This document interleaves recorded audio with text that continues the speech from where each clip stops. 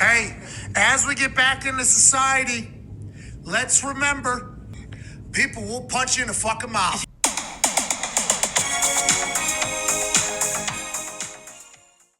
Welcome back to the Met Mindset. I'm Drew Elder. I'm here with a very special guest, UFC veteran, title contender, lucky Lauren Murphy. Lauren, thank you for coming on the show. I appreciate it. Thank you. So we're just going to jump right in here. I mean, you're a fresh black belt. That's amazing.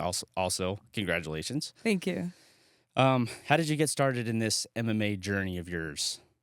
Growing up in Alaska. Yeah. Well, I didn't really play any sports. I mean, like I'd been to a gym before. I lifted some weights and but I'd never played an organized sport really. And when I was in my 20s, my son, who was about 8 at the time, we were just kind of on the struggle. You know, I was a young mom and he was a young kid and like just on the struggle. And so I was like, we need something to give us a boost. And so I thought about martial arts. I'd always wanted to try martial arts. And I was like, well, like this is what parents do. They're like, I always wanted to do this, so I'm going to make my kid do it. You know? Yeah. So we had a good little bit of that going on. And so I took him to a jiu-jitsu school, and I literally had like opened a phone book and like put my finger in, and it was a Gracie Baja. And it could have been anything. Could have been a karate school or judo or whatever, but it happened to be a jiu-jitsu school. And I called them and I was like, hey, what's this all about? Like, what's this look like? And so they described it to me about how it was ground fighting and joint locks and chokes and stuff. And I was at first I was like, I don't know about all that. Like, I don't really know if that's what I'm looking for. And the lady was like on the phone, you know, she was like the GM of the place. She was like, most like 90% of fights end up on the ground. So it's a very useful skill to have. And when she said that, I was like, ooh, you know what? I think that sounds like pretty accurate. Like all the fights I've seen on YouTube or whatever. Like, World star. Yeah, they end up rolling around on the ground. So I was like, cool. So I took my kid there and I just wanted to try it. Like I just had this thought. I was like, well, a year from now, you could be wishing that you had started or you could be a year along. And literally I had zero expectation. Like I didn't get into it for any reason other than just to like try it, you know? So that's how I started the whole deal. Like I started in jiu-jitsu and I really, really liked it. I started going all the time. And then they had an MMA team there at that school that practiced like after the jiu-jitsu practices, you know. And to me, they were just like the most fascinating people, like this fight team. And these guys, some of them had like fought on TV and they were like local stars, you know. And I was like, holy shit, that's crazy. Like, I wonder if I could do something like that. If I could like, I'd never even been in a fight, you know, so, except for like with my brother or something. But I was like, whoa, I wonder if I could do something like that. I don't know. It just developed from there. Like I had a little bit of curiosity and my coaches were really encouraging. Like the people at that school were encouraging and encouraging for me to try it. The guys on the MMA team were kind of assholes, but like the people around them like recognized how tough I was and that I was strong. I was an athlete, like a budding athlete, you know?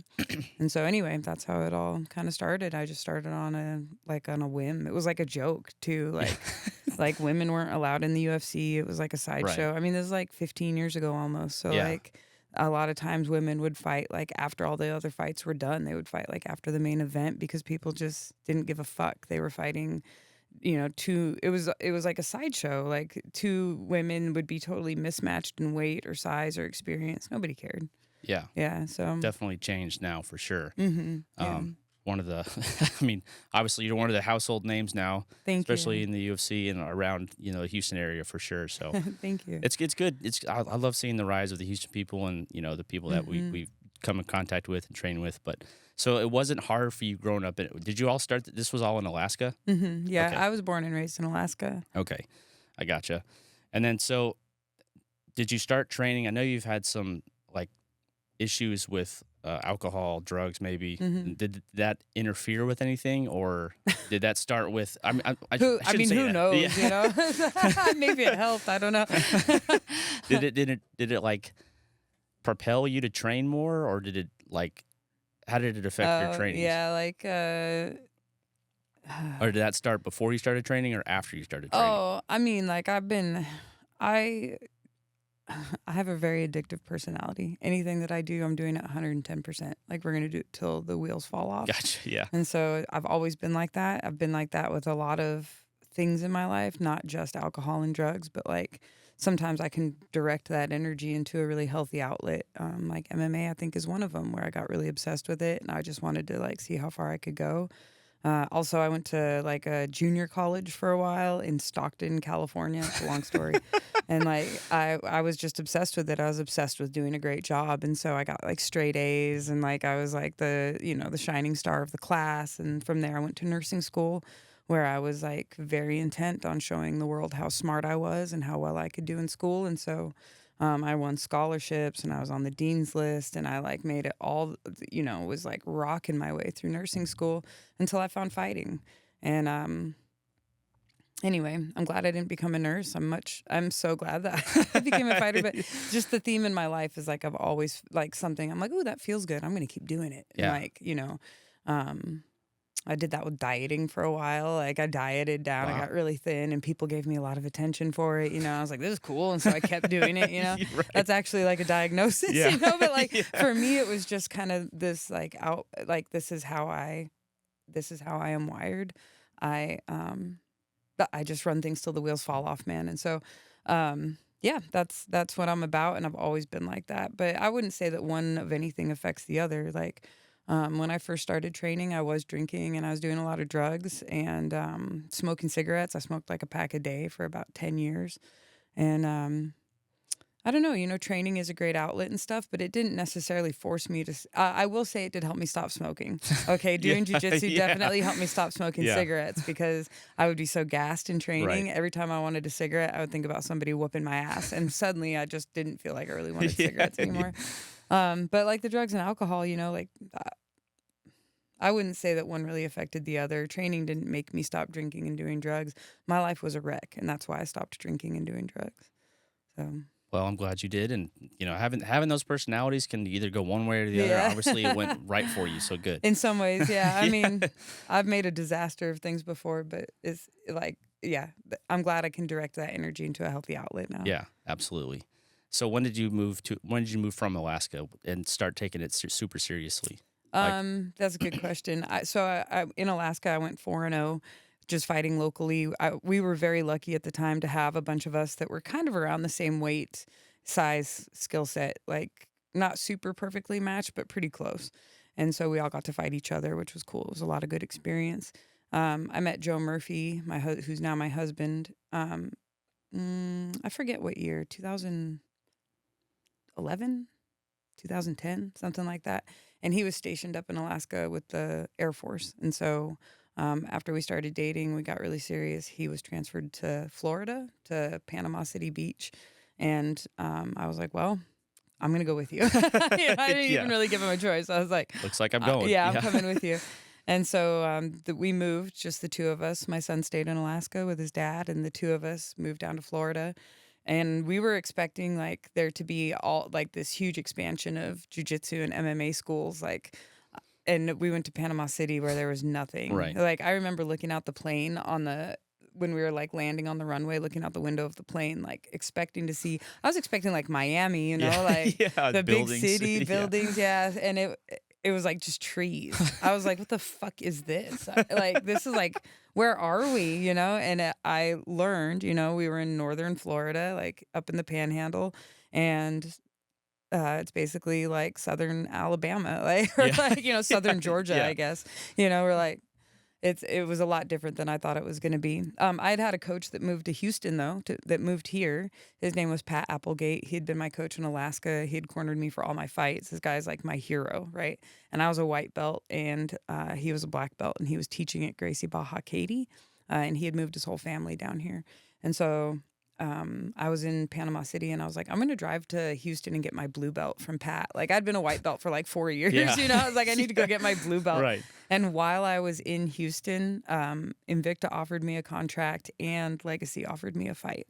And so that was really when it took off, because I was like, okay, I'm going to take these opportunities. It would be silly not to, and just kind of see where this goes. And then I became the Invicta champion, and was the first like televised female fight for Legacy, and did the Texas Elbow Massacre that night, which was awesome, and kind of made myself known in Houston, and went on to win all these fights and go on to the UFC.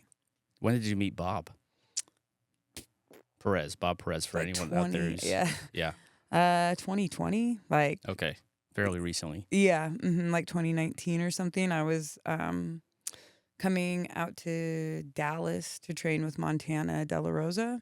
I had met her on Tough, and like I was kind of looking to change things up with my camp, and so I came out to train with her. And Bob was cornering her, and funny enough, Bob had cornered against me when I fought that fight in Legacy, which I didn't really realize, but he had cornered against me. So then I saw him when he was like cornering Montana, and I went out to spar with Montana. And he was so kind, and like Yeah. he just pumped up my confidence so much. He made me feel so good, even though I was there to like spar with his girl, Right. And he was just a very kind guy, and I really needed that at the time. My confidence was like, I think I'd gone 2-4 or something in the UFC and was like really struggling. And anyway, he just really helped me like pump myself back up. And he's a great mitt holder, so he helped me with my striking quite a bit. And him and Alex Cisne, who's my coach from way back in the day, like Alex is my dude, they were a pretty good team. Like they could get along, and Alex has always been really cool about letting me cross train different places. And so it was like Bob, Alex, and Joe were all in my corner for a really good run in the UFC, a 5-fight win streak. Yeah. I think, we went on a 5-fight win streak. Yeah. I watched all your fights the other day just to kind of refresh my memory on, and I saw them in the majority of the fights that are on the ESPN Plus, and I thought it was really cool. I was like, I wonder when they came in contact or whatever. But you mentioned Tough, so the only other guy I've had on here that with any Tough / the Ultimate Fighter experience has been Matt Schnell. I want to get your opinions on it. Okay. On that experience, how was it? How did it? I don't know if you watched any of the male seasons. I've seen some. How did it differ, and how was it similar to like those shows? I mean, this could be a whole hour-long podcast, but Tough is just kind of, it's weird. I remember being very stressed at the time, and our season, it was like whoever won the season was the inaugural flyweight champion. So to be a UFC champion, that's a fucking huge deal. Like that's the dream, That's like the dream. And so I was like, fuck, this might be my only chance to be a champion. I have to win this. And I was really stressed. I was like on a constant weight cut. So I was really, really, really skinny and just like drawn out 24/7. Drawn out 24/7 and crazy, absolutely crazy. And just in my own head a lot. Had never meditated, had never like really learned about living in the moment, didn't know how to like self-regulate, just a lot of stuff that I've learned since then. But man, back then I was big ball stress and just like really tense. And so put me in a room with a guy like Eddie Alvarez, who's kind of, I'm so afraid to even say anything because it blows up in the headlines. But let's just say we have contrasting personalities. Okay. Like we have contrasting personalities, and there's a certain type of person in this world that I just don't really fucking get along with. Yeah. And he's one of those people. That's just it. And you know what? Okay. I'm probably one of those people to him, I'm sure. He's like, you know what? There's some bitches out there that I just cannot fucking get down with, and that bitch is one of them. Like, probably, But anyway, it just turned into this, like, hilariously dramatic, fucking over-the-top episode, scene, a couple of them. And, man, that's what they're looking for. That's what they foster, and that's what they want. And so at first I was super bitter about it, and then I kind of got over it. Now I'm like, oh. Like, I didn't understand at the time that was going to follow me around for the rest of my career. I really didn't. I was like, people get over it. Fuck it. They'll forget about it. Yeah, no big deal. But they don't. People don't forget. Hey, Greg, why don't you go piss your pants again? That was like 8 years ago, asshole. People don't forget. Don't ever. The internet doesn't forget. People don't forget. So I'm like, okay. And, what can you do? Yeah. There it is. My name is Lauren. That's who I am. That's awesome. I always thought Tough was kind of, you know how they have like all these people on reality TV or reality shows like, oh, you want drama and all this shit. So I'm like, I wonder if they make them do drama shit just for TV. But Matt was like, no, not really. And then I guess he was like, they hype up the shit that they want to. And like if shit happens, like if you get into a riff with somebody, then they're like fucking blow it out. Blow it up big. Yeah, that's true. And I always tell people this, that it's like, people are like, oh, it's tough. You get to see everything. And I'm like, no, come on. Okay, so you get one episode a week. You get like, it's an hour long. Yeah. Oh, my God. And so you get 40 minutes of screen time, and like 20 of that is devoted to the fight itself. And then you have like the fighter introductions where they're talking about the specific fighters. And so really you have like 4 minutes in a week to like show everything that happened in that week, and so of course you're leaving all kinds of stuff out and you're just skipping over entire storylines. And if somebody like, you know, are you married? I am, yeah. Okay, and I am assuming you and your wife have a pretty good relationship. We do. We have a very good relationship. Right. Okay, yeah. cool. So like if some camera crew came in and they're following you around 24 hours a day from the minute you wake up to the minute you go to bed, and they're like, just in your shit constantly. Every time you open your mouth, somebody with a boom mic. Yeah. Whoa, say that again. Say that again. The mic needs to be this close. Oh, no. You know what I mean? Even in reality TV. And so anyway, they're doing that. And every time you roll your eyes, they're filming it. If your wife were to say something to you and you just like, yes, dear, and roll your eyes and kind of look the other way, that's a nothing in your day. It doesn't even register in your emotions. But then they get that, and then they get you like misspeaking, and they get her kind of rolling her eyes one time, and they could make it look like you hate each other. Right. Because they just need about 2.5 minutes of footage of you guys like with certain mannerisms. And so it's easy to take a storyline and blow it up, where maybe you guys have a small disagreement or something, and then it looks like you guys are fighting and hate each other because they can put it like that on TV. Yeah. So anyway, for me, that was a kind of a really big revelation, and just like how much people care about the way that you look, which I never like cared so much about the way that I look until I started fighting. Honestly, which is sad because fighting will destroy the way that you look. You know, you get think cut it'd be up the all over other the way. place. Yeah. But no, I was like, man, that was big. Like, it took me years and years and years to learn how to like present myself in public in a way that I thought would be acceptable to the masses. And you kind of fucking have to. Like, you have to. So it doesn't mean you can't be yourself, but it means that like, if you are a total asshole, people aren't going to fucking like you, you know? And so you got to be careful about the way you come across and the things you say and the look on your face and how you carry yourself to the general public. It was a big revelation to me. And that, I guess, learning those things kind of followed you into this UFC career where you became a household name. So I'm sure it's like, you do these interviews and someone asks you a stupid question, you can't be like, get fucked. Yeah, exactly. Because then that gets cut out. Yeah. It gets all the headlines, you know, Lauren Murphy tells podcaster to get fucked. Yeah. And then it's paired with some picture of me like, you know, looking like a banshee and then everybody just sees the headline and they're like, that girl's a bitch. Yeah. You know? Just write you out. And so, it could be anything like that. Or even maybe not a stupid question. Maybe a guy asks me like a pointedly shitty question. Yeah. And I blow up at him. Like, that's also not going to work out well, hopefully for either one of us, but definitely for me. Yeah. So anyway, it's just weird learning like stuff like that, where I feel like now I'm 40. At the tail end of my career, I'm starting other businesses now, and all of those like life lessons will definitely serve me very well in my future ventures. But like people that started fighting or that are young and already know those life lessons, I'm like, where the fuck did you learn that? Yeah. Who's telling you these things? Yeah. How come nobody told me? Different generations. I guess. I mean, yeah, you see guys coming up now and they're very charismatic, and they're, you know, especially guys who are younger, like you said, they can get asked these dumb questions and it's like, okay, I'll answer you, but this is fucking stupid. Yeah. And they just they have like the Riz. I think that's what they say now. They got the Riz. Yeah. But also they're not shy in front of cameras. They're very used to being on cameras and television. Like that's something that I was really not into.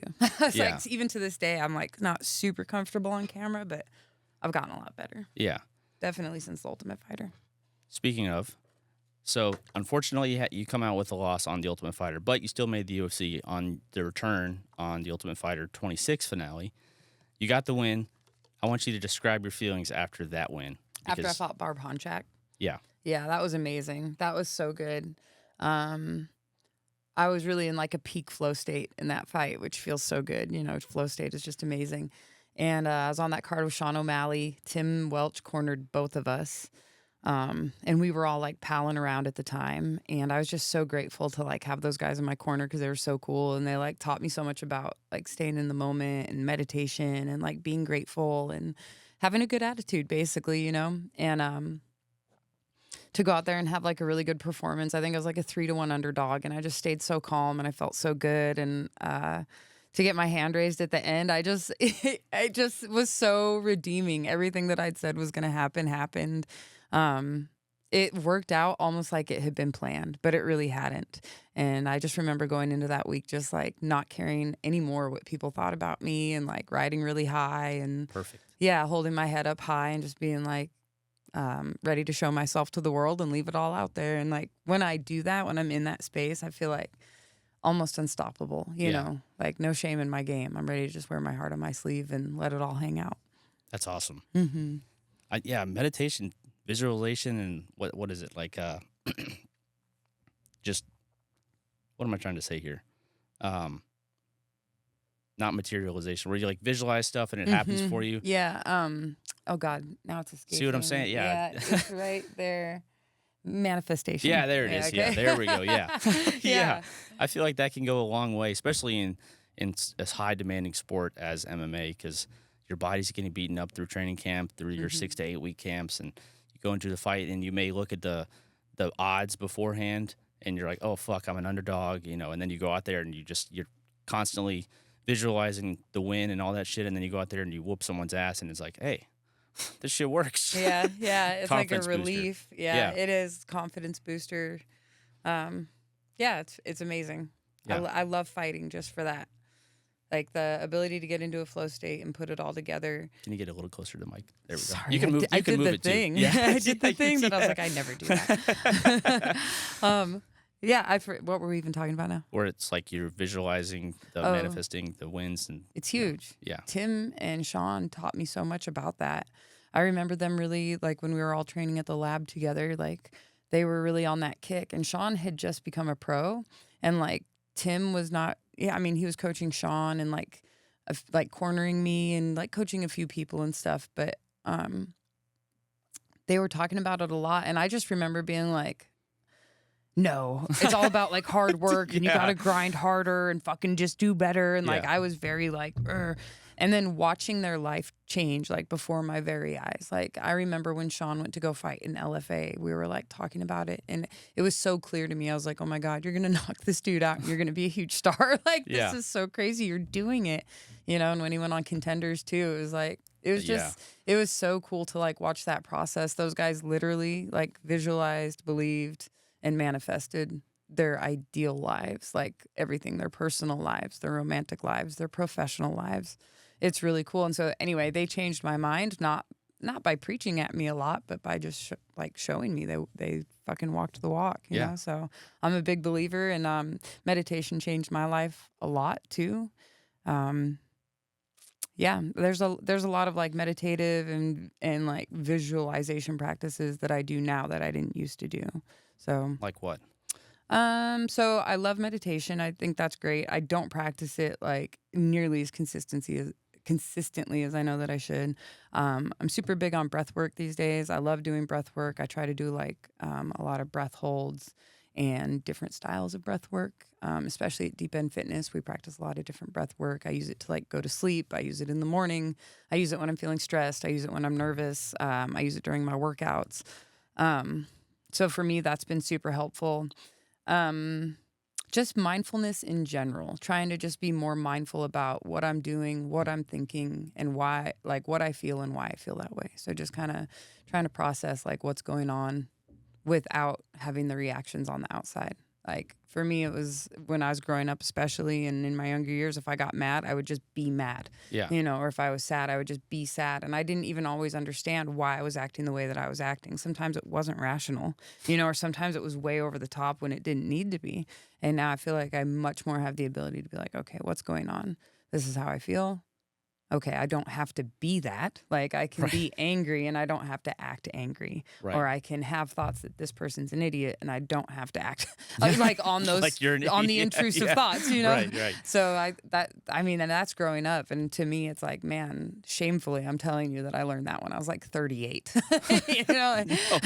You got it. Yeah, I think it's great. You know, I mean, sometimes those skills are hard to acquire when you're younger. Yeah. I mean, I try to practice stuff like that too, and it took me a while as well to figure out how to like detach, I guess, from situations and like look at myself. Mm-hmm. And it took me a long time. Yeah, taking a 10,000-foot view on things is it's not easy. It's not easy to do when you're right in the middle of stuff. Nobody knows what's going on when they're right in the middle of stuff. Right. It's always like looking back and afterward, but Yeah. Hindsight's 20/20, as they say. Yeah. So, we're talking about this mindfulness stuff and the manifestation, and you said you kind of use it in your daily life. Can you take us through a training day in the life of Lucky? Yeah, for sure. Right now, life is really sweet. So I'm not in camp right now, and it looks a lot different than when I am in camp. So when I'm not in camp, I try to get in 1 to 2 workouts a day, and it's like really variable. Sometimes I go 2 or 3 days where I'm like, I need to go get a workout in. Sometimes I'm hitting like 2 or 3 a day, and I'm exhausted. So it's really I can like play fast and loose with my schedule. My husband and I own 2 separate businesses in Houston. So he runs a Henzo Gracie. He owns and runs Henzo Gracie Pearland with his partner Ben Popularis. That's an awesome business. They are thriving. And then my baby is Deep End Fitness Houston. And so we're growing. We're a small business and we have 2 locations in Houston. But we're only a year old, and so like I love going around meeting people, talking to athletes, talking to coaches, talking to like just a lot of different people that could use this program. So for me, growing my businesses is huge right now, and I just love to train. I love to meet people. I love to go to the fights. I love to go to like the jiu-jitsu events and like meet all the athletes and just cheer people on. Like you never know who at the local fight is going to go on to be like the next UFC star. Right. You know what I'm saying? Oh, like, yeah. It's amazing. So I love the lifestyle. I love what I'm doing right now. And when I'm in camp though, it's much more regimented. I actually leave for camp so that I can just focus on camp and just wake up, work out, eat, like eat, sleep, train, sleep, train, do my own laundry, do my own cooking. Everything is about me. And I can like do that without having to focus on like last night we took our dog to the emergency vet at like midnight. Oh no. Yeah, and I don't know, it was crazy. She was like throwing up and she was losing her balance and she was like urinating on herself. Like I was like, oh my, like this is serious. And so we took her to the vet. She had some kind of neurological thing going on. She seems to be better today. They gave her some pills. Anyway, stuff like that where it's like if I were in camp, if I were gone, Joe would have handled the whole thing. He would have told me about it later, and hopefully, my dog is going to be fine. Good. But last night, like I went to deal with that. So I slept in this morning and did not get my workout in before I came to this podcast. But it's acceptable because I don't have a fight coming up. You know what I mean? So Right. Yeah, so that's does that answer your question? That's my life. Yeah. So, well, let's talk about in camp then. Like, Okay. If you can, you've had enough fight camps that you can kind of just, tell me how it is. You said you go away. Where do you go? I go up to Denver. Okay. So I train with Elevation Fight Team up there. I used to train in Houston or whatever, but all camps are really regimented. So I get up, like I have my schedule set for the whole week in front of me, and maybe even sometimes for like months out, I'll have like a pretty regimented schedule. I'm doing 2 or 3 workouts a day. I make sure I get like my naps in. My supplements are really regimented. My food is super, super regimented so that I can like make weight and have a good weight cut. I have a nutritionist that like plans my menus for me, and then it's up to me to like cook them and portion them and make sure I'm eating them at the appropriate times. It's on me to like get up and do my strength and conditioning and motivate myself. I spend time talking to my coaches about the game plan that we're going to do and whether or not the practices that we're doing are like funneling into that game plan or if we need to make adjustments. I need a lot of rest around like hard sparring days. So I don't do a lot of hard sparring outside of camp unless I'm giving rounds to somebody else. But you can rest though. Yeah, exactly. Yeah. And it's just like 1 round at a time. But in camp, like because I'm doing hard rounds in the gym with fresh people every round back to back, then it's like I really have to be careful about like, okay, I need to rest the night before. I need to make sure that my diet's on point so I can like fuel properly, and then I'm going to rest afterward. And so that's like a big block of time for one sparring session. So now I need to like work in all these other workouts in the rest of my week. Anyway, it's a lot of like scheduling and juggling and reassessing, scheduling, juggling, reassessing, talking to the team about it, scheduling, juggling, reassessing, talking to the team about it. So how many days, let's say Monday through Friday, how many you work out twice a day or 3 times a day in camp? In camp, I try to give myself 1 full rest day and 1 half rest day. And so that's kind of my rule that I go by is like, if I look at I'll lay my week out like on a piece of paper and count how many sessions I have, how long they are, and take note, what are the intensities? Am I evenly spread out amongst like jiu-jitsu, striking, strength and conditioning and sparring. Like what, if it were up to me, I would just kind of do jujitsu all the time and fuck off on my cardio and like never spar. Right. But like, so I have to have it laid out in front of me so that I can make sure I'm doing equal things. Usually I run my schedule by somebody. I'll have somebody that's kind of in charge of my camp. I think we're going to get away from that now, but it used to be that like I would have somebody kind of in charge of my camp. I'd give them my schedule. They would be like, yes, this looks good. Or whatever. Right, yeah. Or they would be like, hey, I think you're really like you need more rest. That was a big thing for a while. And then one time I had a coach that was like, hey, you're really not doing enough. You need to be doing more. And so anyway, that's kind of how the camps go. And so I'll get up in the morning. I'll do 1 to 2 workouts because morning is when I have the most energy. Go home and sleep, and then try to do something lighter at night, like a swim or maybe like a light lift or, like a technique class or something. Okay. So this next question is, I'm going to try to formulate it as best I can. You started fighting when you were around 27, right? Mm-hmm. Yeah, I think I was 26 when I took my first fight. Pro? Mm-hmm. Okay. And how has your training and your recovery differed from that time until now? That's a really good question. Honestly, I used to be able to do more, but I think it was stupid because I think I was doing so much that I was tired all the time. And so like I wasn't getting the most out of the workouts that I was doing.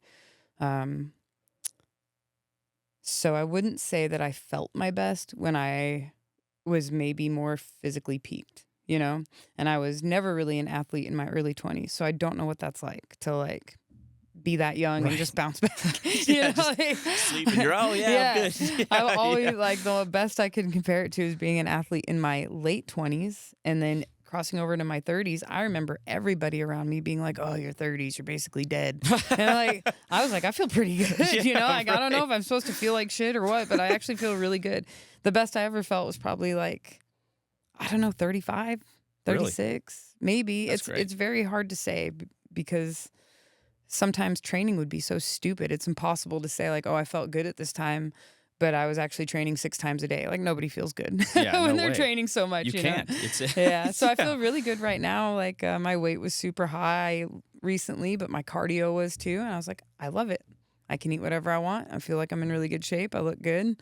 I am nowhere near being able to make weight for an MMA fight, but I love how I feel right now. So I think it's just all, that question is hard for me to say because I think it's all relative and I was never a young athlete and it's hard to judge off a professional athlete's schedule how good they actually feel. Right.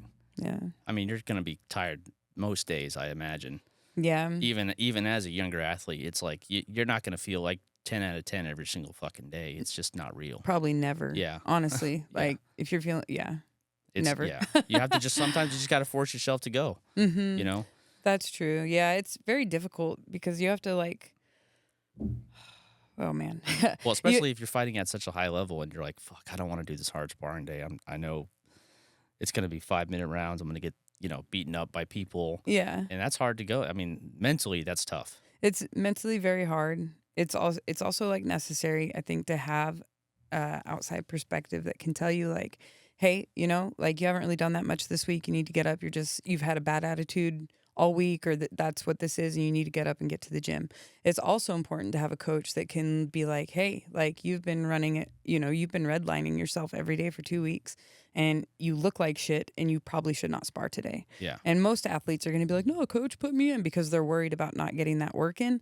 But hopefully you'll have a good relationship with somebody where they can be like, hey, you need to rest today. And you could be like, okay, I will, and it's legit on both sides. Like, getting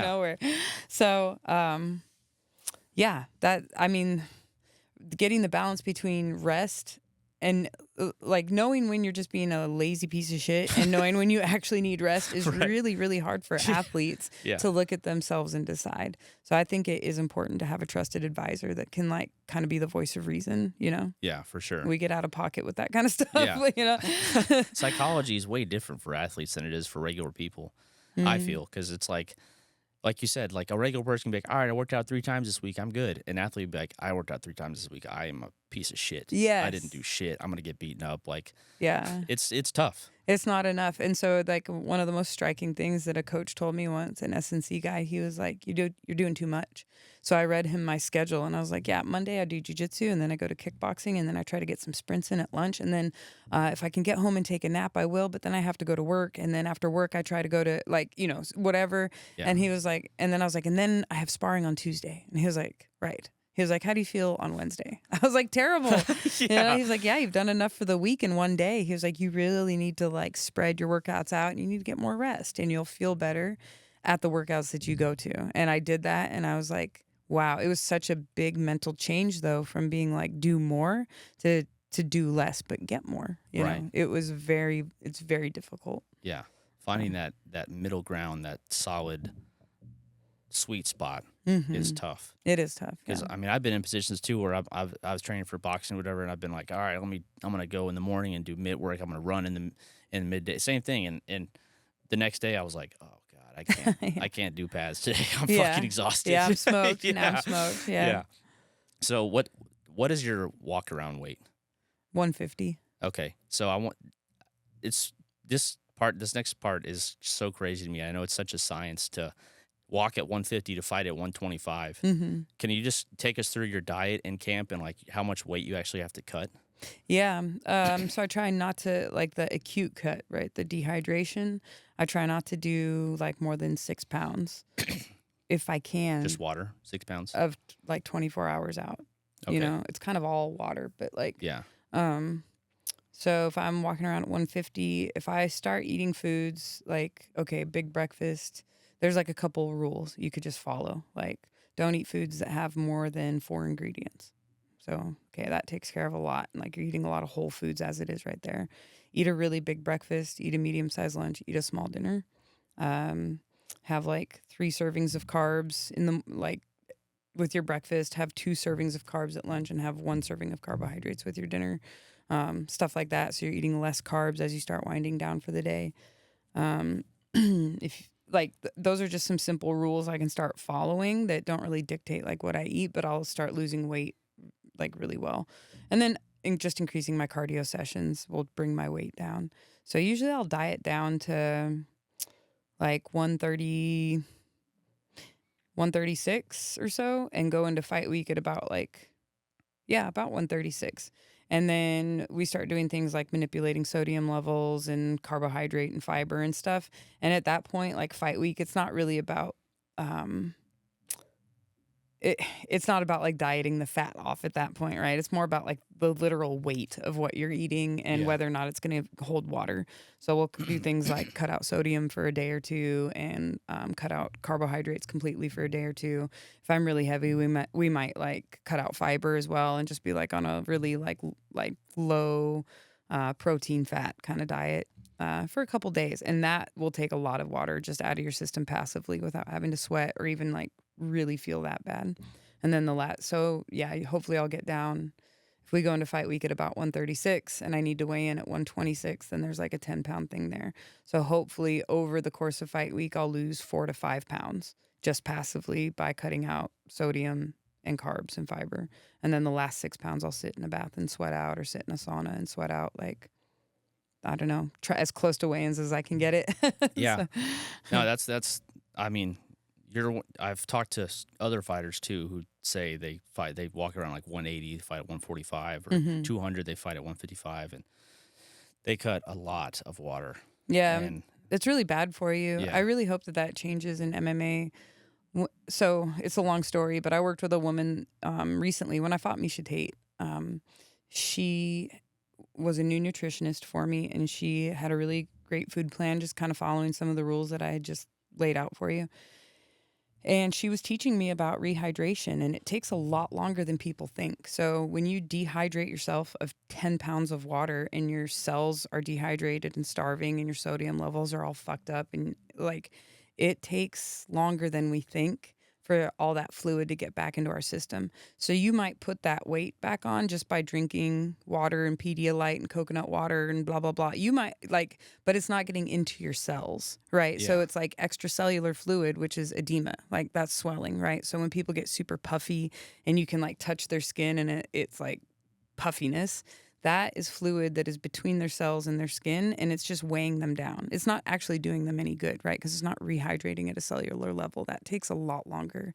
And so, anyway, I just think about all these fighters that are actually very dehydrated. Their brains are dehydrated. They're swollen. They're like basically put themselves through a car crash the day before the biggest fight of their life. And then they're expecting themselves to go in and have a good performance after having this traumatic event for your body to go through, then shoving a bunch of shit in it that haven't been in it in a couple months, and then walking in with massive edema that is not actually like rehydrating you at a cellular level or in your brain. Like, to me, I mean, how can you possibly expect yourself to be at your best? Okay. And guys do go out there and have great performances, and that's because they are phenomenal athletes and not because they had a great weight cut. You know, it's like, cool, you can torture yourself and put yourself through hell and like drag yourself half dead to the fight and even win the fight. And that's just a testament to how tough some of the fighters are and how good of athletes they actually are. So when I fought Misha, I cut 3 pounds. Oh, really? Yeah. It felt amazing. Yeah. I felt so The fight good. showed that for sure. Yeah, I felt amazing, and had a, you know, it was just it just taught me so much about, man, the way that we cut weight is so fucked. You know, it's so bad. Yeah. It's really bad. And so now I'm a big advocate for smaller weight cuts. And the number I always give people that was given to me is that if you are even like 5% dehydrated, okay, and if you think about, okay, 3% dehydrated, you're probably thirsty. I'm sure these guys are getting on the scale or going into fights much more than, like, we'll say 3 to 5% dehydrated. You lose 22% of your strength. Yeah. Like, that's insane. That's a huge sacrifice in a sport where strength matters. Yes. You know, it's for a couple of pounds that you didn't want to diet out the weeks before. Get your shit together and diet down properly so that you don't have to have this acute dehydration the day before your fight. That's ridiculous. Yeah. You know, I'm sorry, but it's possible for most fighters to be more disciplined 6 to 8 weeks out and then have a better weight cut. You know, rather than be a lazy piece of shit, you know, 6 weeks out, that's where you need to be tough. Like, that's where you need to be mentally strong. And I see all these people cutting weight, and they're like, I'm mentally strong. I'm going to get through this hardest weight cut ever. And they're proud of themselves for getting through that hellacious weight cut. And it's like, cool, you are tough. You should have been tough 6 weeks ago. Now you your been kidneys tough are shutting down. Yeah, exactly. Why weren't you tough 8 weeks ago when that ho-ho was in front of you? You shouldn't have been eating it. Right. That's toughness, Exactly. right? That's the mental discipline we're trying to talk about here. Like, any asshole, tough person can make it through a weight cut. And asshole, I love it. That's But like, no, seriously, a yeah. tough person can make it through a weight cut, but like a really tough person can diet. That's why so few people do it. yeah, it is hard.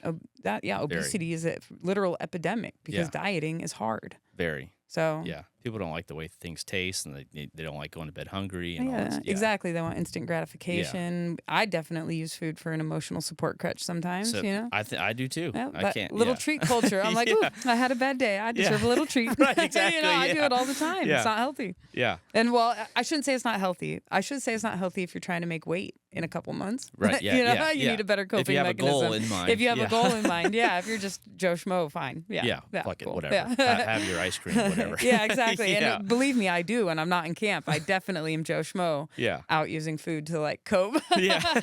But in camp, you know, it's like you have to really face those feelings and face those things that are stressing you out and figure out a different coping mechanism. So it's not easy, but Absolutely. Switching gears here, I should have touched on this a little earlier. I'm sorry about that, but you took us through a day in a camp life. Now, you did fight for the title against Valentina Shevchenko, and I want you, was that camp any different than regular camps? Or Yes. was it, okay, how so? Can you take us through a day in Oh my a gosh. title fight camp? that camp was a disaster. Oh, no. So to be honest with you, it's like that fight should not have happened and that camp never should have been like that. You're about to get an earful. Great. I'm all for it. I'm ready. I know.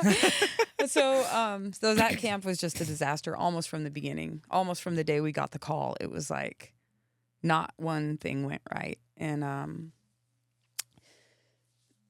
everybody got really excited at first. And like me and Bob and Alex and everybody, we were super excited. We laid out a schedule. We did all the stuff that we normally do. We laid out a schedule and talked about it and got the whole team together. You know, by the time I fought for the title, I had a pretty big team. I had like Andy Galpin, who's like, do you know who he is? I don't. Good. Fucking A. Fuck him. But he was trying to be the next Andrew Huberman. You know, Oh, he's okay. like a podcast bro, and he was like my strength and conditioning guy. He was running my camp. He was my camp manager. He's like a PhD. He teaches at I can't remember the university he teaches at, but he's a professor of like human performance. You know, anyway. Him, Joe, Bob, Alex, we all got together. I had some sparring partners. Paris Moran, you know him? Yeah, vaguely, yeah. Yeah, so he's the Fury 125 champ right now. Okay. And that Paris is my guy. I've known him as long as I've known Alex. I've known Paris since he was like 11. And he's fought all over the world. He's an outstanding kickboxer. He's competed in the world championships for kickboxing many times. He's a professional fighter. Yeah, he's been kickboxing since he was 11, and he's a southpaw, and he's a 125er. You know, he was a great... Kind of perfect match. Oh, yeah. Perfect match. And I know him. Like, I feel safe with him. He's like my coach's protege. Like, we were a team, you know? And then Jacob Berry, also, because he's Bob's protege, was like on the team. And anyway, camp started. We're excited. Everybody's doing media, blah, blah, blah. I'm like trying to cover all my bases. This is going to be the perfect camp ever. And I was sparring with Jacob, and he gave me a concussion. It was an accident. Like, he didn't mean to give me a concussion that day. I was out for a few weeks. Like, I was out for a week, I think, with a concussion, you know, just like, and I told the UFC about it, and they sent me to a concussion specialist. So while I was out, I went and got a tooth worked on. When this dentist, like, it was missing, like this one. And so this dentist was like going to make me a bridge. And he started filing my teeth down. It turned into this big disaster where I had to end up getting like oral surgery. I went on antibiotics. It was like this terrifying dental experience. I went on antibiotics, and these antibiotics caused me to have a gut infection called C. diff. Oh, no. Which I didn't know about. I didn't know anything about it. It's horrible. It is horrible. Yeah. And I didn't know what was wrong with me. I didn't know what I had. And so I had this guy on my team, Andy Galpin, that was like, you know, he's like a professor of human performance. He's like doing seminars on gut health and shit like that. And I went to him, and I was just like, what is this? Like, what is C. diff? What do I do? And he was kind of like, this is not a big deal. Like, no reason to fucking freak out. Like, he was like, don't fucking be a pussy. Like, let's be tough. And you're not a prince. Like, he was like, you're not fragile. You're not a princess. Like, you're going to be fine. How do you feel? And of course, we were just talking about this. I was like, oh, well, I'm fine then. Fuck it. I'm fine. I'm going to fight for the title. I'm going to get through this concussion. And, you know, I had like some gut issues, like some diarrhea or whatever, but I'm like, I'm not going to call off a title fight because of that. Right. So, anyway, we continued to go through this camp. I sat my team down. I said, okay, listen, Paris, you're going to be warming me up. Jacob, like, we're going to give you a ticket to the show. All the coaches are going to be in the corner. Here's your job, your job, your job. Paris, you're going to warm me up in the locker room. Jacob, you can come to fight week, but like, Jacob's 180 pounds, and he's a conventional fighter, and he was an amateur. He'd never fought outside of like the Southwest, you know? So I was like, you're going to come to the show, but like, we don't need you. Right. I didn't say it like that, but it was just like, we have Paris. Like, and Jacob got really mad. And so my first sparring session back, Jacob like hit me really hard. It like fucking concussed me again. He was kind of being a dick. We had to kick him out of the gym. My husband like kicked him out. It caused a bunch of fucking drama on our team. Like, Jacob was so mad he wasn't going to be in the corner. It caused all this fucking drama between like me and Bob and me and my husband, and definitely me and Jacob. And like, I was just trying to get through this camp. Plus I had C. diff, which I didn't know what it was. So I was sick and didn't know like just how sick I was. I didn't know it was contagious. I didn't know anything. And so, things started to fall apart, like in my relationship with my husband because of this drama that was happening in our camp. I moved out of my house. I moved into a hotel and tried to just like finish my camp from there. And the week of the fight, Alex, who's my guy, and his protege Paris, like the three of us were kind of like, okay, like we're in this together. Alex got COVID, and the UFC made him leave fight week. And so I just felt like I was so alone. And like, I don't know, but I of course I didn't want to call off this fight. And so when Alex was like sent away by the UFC, I was like, I don't want to fight without my coach. You know, I've never lost with Alex in my corner. Like, I've never Right. lost. He's my guy. And I've been with him for years and years and years. Like, I don't know. And so everybody was kind of like, well, it's your decision to make. And I went to Andy Galpin and I said, hey, like, I don't want to fight without my coach. And Andy was like, you're so healthy though. Like, you're so healthy. You don't want to miss this chance to fight for the championship. Like, if you call off the fight now, week of the fight, like, what if Valentina blows her knee out and she can never fight you again? Or what if you get sick and can't fight, or you blow out your back? Or like, what if you never get this opportunity? And I was like, well, you're right. Like, if I'm healthy, then there's no reason to call off the fight. Like, and so I did it. I went through with the fight, and it went how it went. I got finished for the first time in my career. You know, the corner like was so disconnected in there that like they all got hate messages, I think, after the fight. Like, it was just a shit show. It went really bad. I didn't even fight. I didn't even show up that day. And I remember we walked out of the octagon into the back afterward, and I just like stood by like a wall and slunk down. I was like, what fucking just happened? Like, I didn't even fight. Like, what the fuck?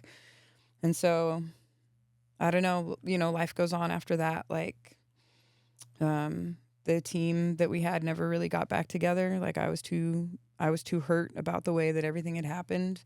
I was too hurt about all, you know, I was like, all that drama did not need to happen. Like, during that time, that was the biggest moment of my life. And like, everybody kind of made it about themselves. And like, I found out eventually how harmful C. diff is. I found out eventually that it was contagious. Yes. I found out eventually that like it was actually making me really sick. It was several months later, and so I obviously had to fire the guy that had told me how healthy I was. And like, when I asked him like, why did you do that, he couldn't really give me a satisfactory answer. Like, it was just very heartbreaking. I felt like I had lost all these people that had been with me up to the championship. Like, we had come together as this team, and we had overcome all these odds to make it so far, just to fall apart at the very top. And like, the only person that really had to like suffer the humiliation of that on pay-per-view is me. Like, I'm the only one that had to get finished, and I'm the only one that had to actually go out there and fight, and everybody else got to take what they wanted and not show up. And so it took me a really long time to like process everything that had happened, and to work things out with the people that I chose to keep in my life. It was a very hard time for me. And as like, even now it makes me emotional to think about, because on one hand, that's a horrible thing to go through, and it was literally traumatic to where it still affects me to this day. On the other hand, like, I got to fight for the UFC title, and that should be like the coolest thing ever. It should be like one of the most fondest memories of my life. And I can't say that it is, but I hope that someday I will be like so proud of myself for stepping into the ring under those conditions and giving everything I had in those conditions. You know, I think that like there's nobody tougher than me because of that. Like, I'm like, man, I fought for the world championship with no coach and C. diff. Yeah. You know, and like, Bob was in my corner, but Bob is like my stand-up guy, and Joe was in my corner, but he was like my jiu-jitsu guy. And like, by the time we got there, everything was so disconnected. Like, you know, we weren't all on the same level or on the same page anymore. So, yeah, that's how that went down, and that's how that camp happened, and that's a huge anomaly. I've never seen anything like it. I've never experienced a camp like that in my life. I've never seen anybody else experience a camp like that. I've heard of it. I've heard of like things like that happening. But yeah, all I can really take from that experience is that I'm one tough motherfucker. Absolutely. Yeah. You know, and that I need Yeah. to do better about having boundaries and standing up for myself. And like, Well, C. diff is You no know. joke, man. That's a fucking it can I literally could have died. yeah. Yeah, Yeah. it can kill you. I could have died. Yeah. And that guy that told me I was healthy, I mean, he knows that. Like, just if you look at his resume and his qualifications and the things that he's done, Right. he knew that. And so I don't understand why he thought that was okay to put me in that position. And that's a huge betrayal. Like, for me, that was like a huge betrayal where Yeah. I'm like, wow, you literally value me so little that Yeah. you were willing to like possibly let me go into fucking sepsis. Let me Do you know what die. I mean? Yeah. Like, Yeah. that's how little you value me Right. as a person. And I'm a fucking paying customer. Like, I paid this guy to be Yeah. like, you know? Yeah. So I don't you know, I have a thing like this thing with Huberman that just happened with the podcast, bro. And it turns out he's actually a big, huge piece of shit, like behind the scenes. Okay, Yeah. well, you know what? Like, I'm so over the podcast, bro, culture, whether we're going to fucking help everybody, like, live their life or whatever. Like, how about you guys just shut the fuck up? Like, Tell us what's going on. Yeah, and like, talk to the people that are fucking doing it. Yeah. Like, talk to the people that are doing it. Yeah. Clearly, you're missing something if you're like Yeah. cheating on your fucking. C. diff is fine. C. diff is fine, and fucking, you're like, I don't know, this thing about Huberman. I'm like, okay, I know we can all celebrate a dude that's like, oh yeah, he's like pleasing 6 women. I'm like, no, he's psychologically abusing 6 women at a time. Oh God. Like, you know what I mean? He's gaslighting and lying to and physically harming these women who now have a contracted STD because he didn't tell them. Like, this is insane. You can't just go around hurting people like that and then be like, well, but in his business life, I guess he's all right. No, it's it's a fucking piece of Yeah. shit. He's Yeah. like so inauthentic that you believe he's an okay guy half the time. You know? I Yeah. don't know. I just can't. Behind the mic is a different person. I can't wrap my mind around it. So anyway, I'm so over the Hubermans and the Galpins and the fucking Brian McKenzies and the gurus out there that are like, they're gonna fucking teach you how to live your life, and look at how they're like, look Right. at what they're doing with theirs. Fuck them. That's why I just wanted to talk to the fighters in this podcast, just for I know, but it would be so different if you were like, let me tell you how to get how to. Like, How if to you were fight. giving giving fighting Yeah. advice or telling us how to live our lives, or No you're like, way. here, let me give you this fucking protocol that's gonna help you succeed in the locker room next time. You know, it's like, no, man, that's not me. you get in it. Like, I don't know. Anyway, So, did you ever reconcile with Bob and Jay and all those guys? definitely not with Jacob. He Okay. can sick my duck, dude. No, fuck him. And like, Jacob did reach out to me and apologize, and I appreciate that. I think that's big of him. I think that is a big sign of maturity, and I've had to do that myself. So I should say that with that caveat. But also, sometimes you fucking burn a bridge. I'm not going to build it back. Yeah, You know? yeah, Sorry. I've burned a few bridges in my life that I regret burning. And you just have to fucking be like, okay, I fucked that up. I'm going to move on. And Jacob fucked that up. And now he's got to move on. yeah, You know, we see Bob around at events a lot. Like, you know, Bob's a guy he's a great mitt holder. And he did a lot for me to help me feel like confident and stuff. I can't really trash on Bob none. That dude's a sweet old man. He's doing what he can, you know. yeah. I think people run him over sometimes and kind of take advantage of him and stuff. And I don't know. I've known Bob for like 15 years, Mm-hmm. and I've known him. He's never changed Yeah. in the Yeah. 15 years, and it's like he's been the exact same guy. Maybe he's changing to the new generation of these younger fighters coming up. Yeah. But I don't have anything negative to say about it. I can't. Yeah. Like, No, I agree. Like, Yeah. Bob has done a lot, and he's done a lot for the scene in Houston Yeah. and like and I the don't- sport in general. in the and- sport in yeah. general. And like I said, like when I came around, I had no confidence, and I really had no striking. Bob helped me a lot. He was a big part of that 5-fight win streak. You know, Yeah. it's hard. You have 2 students, his protege, and then me, who was like, you know, me and Derek were like his like most successful fighters, and then Jacob is his protege, and it's like, what's a coach to do? Yeah. Like, you know, Yeah. to choose, I guess, between 2 people that he was very close to, or like, I don't know, but that's gyms. Is there any gym that doesn't have drama? I haven't found one yet. Not that I'm aware of. I mean, Every gym I've ever been to, even the ones I've visited, Yeah. like they all I do my best to stay away have from people all that. coming but and going, and like Yeah. relationships are, you know, merging and blowing up and merging and blowing up, and all, like fighters, you know, myself included, we're all a bunch of giant babies. yeah. You know, like we are. We're like just a bunch of giant emotional babies, and like, yeah, It's like I said, psychology is different. It's Mhm. different. Okay. Do you have any plans for after your fighting career? Yeah. I'm gonna grow this aquatic fitness business I have, which I absolutely love. I think it's so good for like the athletic community. It's good for CrossFitters. It's good for fighters. It's good for jiu-jitsu guys. It's good for like former swimmers, current swimmers. It's good for military candidates. It's good for anybody that's in like a high stress job, high stress position. It's good for parents that just want to come in and like blow off some steam in a really low impact safe environment. So that's like one of my favorite things about it is that it's low impact, and also it's supplemental. It's like you do it once a week or once every 2 weeks, you see big results. So I love that. It's not like a whole new sport you need to learn or something you need to come to 5 times a week or something. So I'm looking forward to growing Deep End Fitness in Houston. We're the only one in Houston, and we're the only thing like it that's like really accessible to the public. So pumped about that. I'm pumped about growing Henzo Gracie Pearland, especially like the female community. I really want a lot of women in my gym. We just had our first fighter come out of our gym. Shelly Mata.